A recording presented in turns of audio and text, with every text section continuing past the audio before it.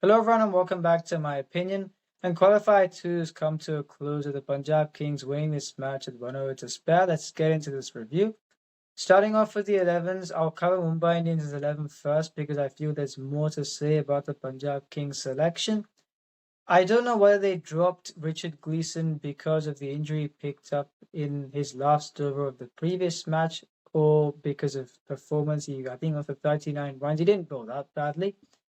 I think they would have dropped him because of the injury. Deepak Chahar wasn't fit for this match, and as I said in my preview, if he was fit, it would have strengthened their power play bowling and their batting because it would have been they could have brought in Bevan Jacobs to bat number 7. They couldn't do that because Chahar wasn't fit.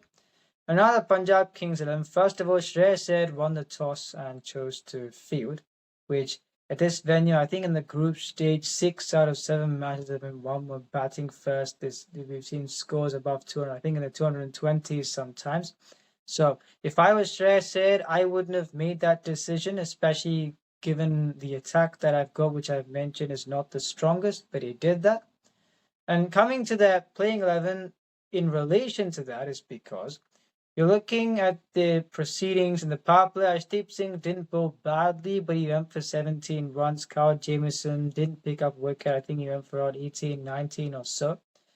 Rohit Sharma, the first wicket they picked up, a catch was dropped, and then I thought that should have gone for a boundary. If you have to manage with Marcus Stoinis for an over on the power play because you've not got the bowling attack, then it shows that you are in a precarious position. And there were moments of good fortune for Punjab Kings, especially in the bowling innings that tilted this or kept that score to a position where they backed themselves to chase it down because of their batting depth. I thought Mumbai got a good score, but the reason why Punjab Kings wouldn't have felt they were out of the match at the halfway stage is because of those timely wickets. Rohit Sharma, where a short ball was bowled, the catching fielder at the mid-wicket boundary took the catch. And Johnny Bairstow, he was going well. I think the Mumbai were on 70 for 1 after 7 overs. There was no need for him to go for that lap shot. He did so, and he was dismissed. It was 70 for 2. And then the third wicket, Yuzvendra Chahal, you've seen the lengths that he bowls. He's someone who gives the ball air and bowls it further. Suryakumar Yadav was scoring boundaries off him, then tried to go for another bomb and was caught.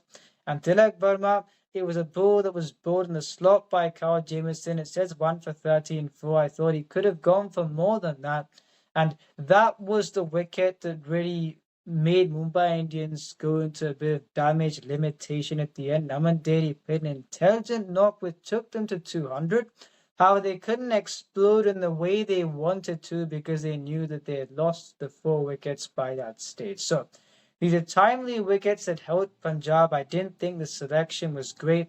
They left out Harpreet Brad, and I'll elaborate more on this when I preview the final.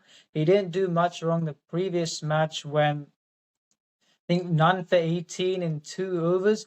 It was a case where they had to attack it with the seam as the previous match, and when defending 101, they weren't going to win from that situation, yet they dropped him. They didn't play Xavier Bartlett, and I said in my preview video, Azmatullah Omarzai and Kyle Jamieson cannot play in the same team. Omarzai bowled at second change today, 2 for 43. The effectiveness was not there despite he picked up 2 wickets. So I thought Xavier Bartlett should have played at the extra attacking threat. And it shows Arshdeep Singh didn't pick up a wicket in the power play and did not bowl well his last 2 overs, meaning 142 for 4.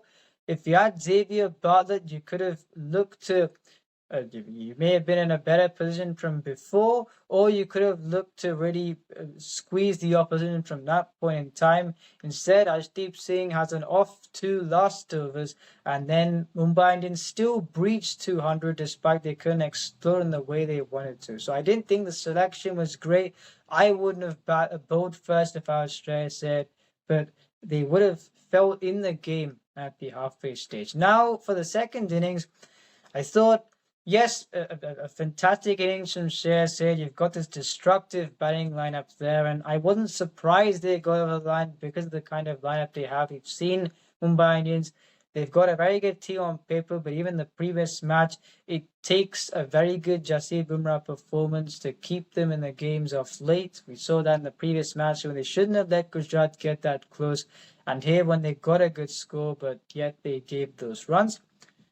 Trent Boult at the start of the tournament bowled 3 overs in the power play. He's bowled 2 overs, 1 for 14, and you're not bowling him for the third. You saw they bowled Bumrah in the power play the previous match, and Shubman Gill had already been dismissed when you got so many seamers. When you're bringing Ashwini Kumar ahead of Karan Sharma, the impact's up.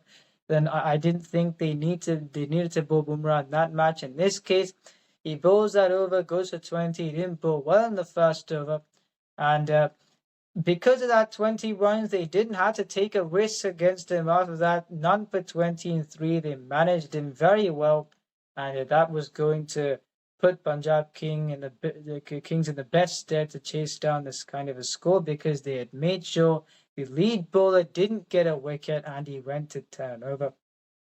Having said that, I thought Boult should have bowled another over in the power play.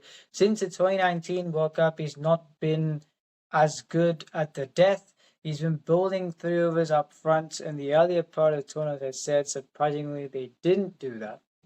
And now it's where Mitchell Santner bowled 1 over, I think, for 6 runs. This is the over before Josh Inglis was dismissed, and the score was 72 for 3 once Hardik Pandya bowled his first over. Now, in the next over, I think he bowls a half tracker in the last ball. The fielder at mid-wicket runs too far in. The ball goes over his head for 4. Now, you saw in the previous match, 1 for 10, because a left-hander's bowling, he can't bowl to a left-hander apparently. In this case, none for 15 and 2, because Nayal Vadera's batting, you can't bowl Mitchell Santner. I don't know why many teams do this. It's a very arbitrary way of thinking, and we saw that's what cost them in this case. They didn't have someone to regulate the economy rates in the middle overs. And Hardik Pandya at the end, 24 of 12 balls, a set Shreyas said, you play for India, you've bowled the last over on a T20 World Cup. Would you bowl, or would you give the ball to inexperienced bowlers that had a good season but would not be able to take up the responsibility in that fashion as well as you? And the match finishes in that over. So I thought it was very poor bowling changes from Mumbai.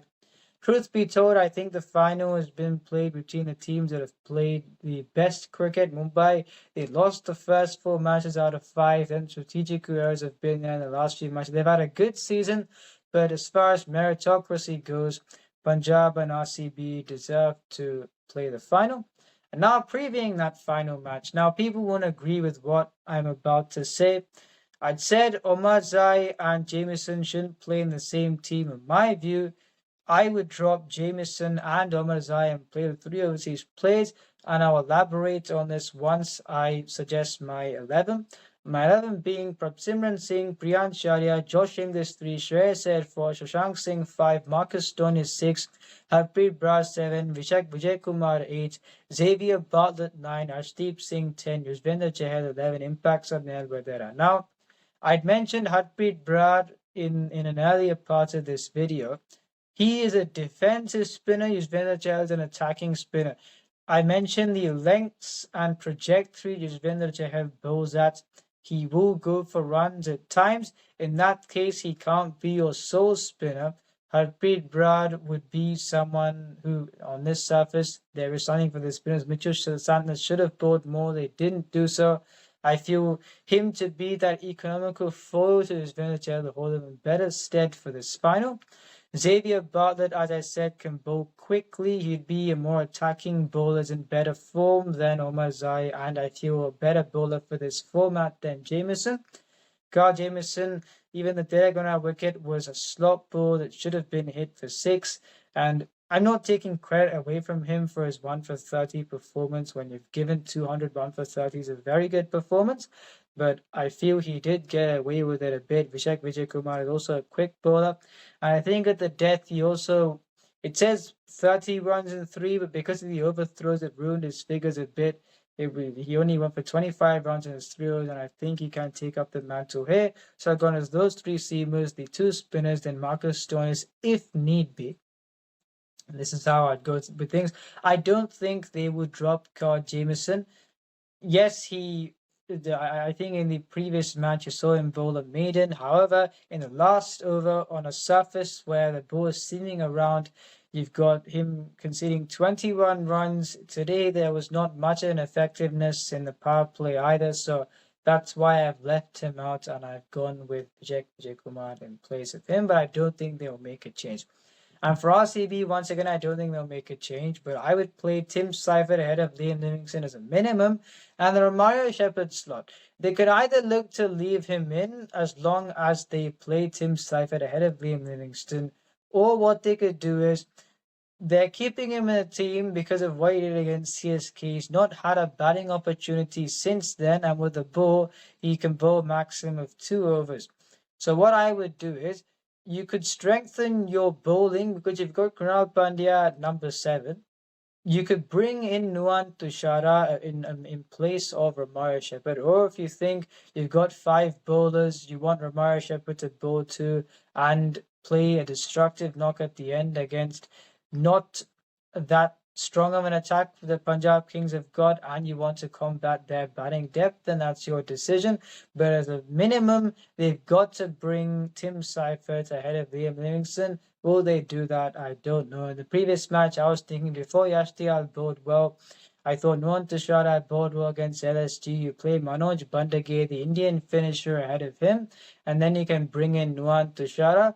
They didn't do that. Yashdiyal bowled well the previous match, so I don't think they'll do that here. Now, when comparing the 11s, in Ahmedabad, the ball move around the power play as we saw in this match, 45 to 50, which top 4 will get you there. With Punjab Kings, you've got Prabsimran Singh, Priyank Chahya, Josh Inglis, and Shreyas Iyer, compared with RCB, Phil Sort, Virat Kohli, Mayank Agarwal, Jasprit Patidar. As I'd said with the MI versus Punjab preview, this will be dictated more so on who they have to face as far as the bowls are concerned, because both the top 4s are in good form. For Punjab, if Arshdeep Singh doesn't pick wickets with the new ball, even if he plays Xavier Bartlett, it's not as strong. For RCB, Bhuvneshwar Kumar, Josh Hazelwood, Yashdiyal is a threatening combination. So I'd say because of who they have to face, RCB, the top 4 will take the edge there. And mention the finishers, the previous match, I'd say Punjab Kings have got the more convincing batting depth. I would say that they take the edge. But probably the most important edge would be the fast bowlers to strike up front. And RCB seamers, as I said, when discussing the top 4s, they take that edge by some distance. And as far as the spinners are concerned, I've put 2 spinners of Punjab Kings in this 11, but I think they'll only play 1. RCB will definitely play 2. So because of that, it's tough to give an edge between these 2 teams, but I feel because of the seamers striking up front, you saw I gave Mumbai Indians that edge in this preview, but Punjab won. In this case, RCB have got an edge there, so I feel that will help them to go on and win their first title. I wish both the teams the best of luck. Let's see how this match goes. If you enjoy this video, please subscribe, share with friends, and remember, this is my opinion. Watch it.